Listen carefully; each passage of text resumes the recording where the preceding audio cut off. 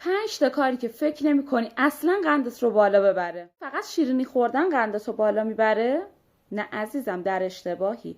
چند تا کاریه که اصلا فکرش هم نمی‌کنی قندت رو بالا ببره. خیلی عجیبه نه؟ تا آخر ویدیو با من همراه باش. راستی یادت نره اول ویدیو رو لایک کنی، کامنت بذاری. اگر از یوتیوب منو میبینی کانالم رو سابسکرایب کنی. اگرم از اینستاگرام منو میبینی پیجم رو فالو و دنبال کن. کلی ویدیوی جالب و عجیب تو راهه. اولیش خنده زیاده. خندیدی؟ خب به سلامتی.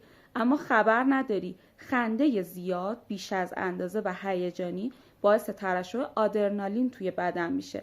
آدرنالین یه نوع هورمون استرس تو بدن ایجاد میکنه که باعث میشه پالس بفرسته به کبد و لوزالمعده و باعث مقاومت به انسولین بشه. جالبه نه؟ خوابیدی؟ خب خیلی خوبه. خوابیدن بیشتر از 9 ساعت باعث میشه که قندت بالا و بالا و بالاتر بشه، باعث مقاومت به انسولین میشه و باعث اختلال تو ترشح انسولین میشه. یعنی به اصطلاح اون انسولینی که میزنی طولانی اثره یا کوتاه مدته، بیشتر از یه تایم ممکنه دیگه جواب نده.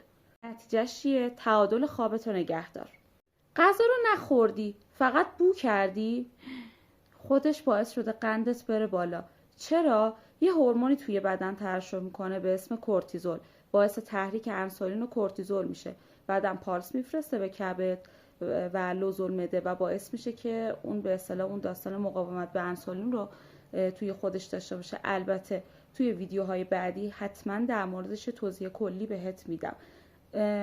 مغزت گول میخوره ولی قندت نه.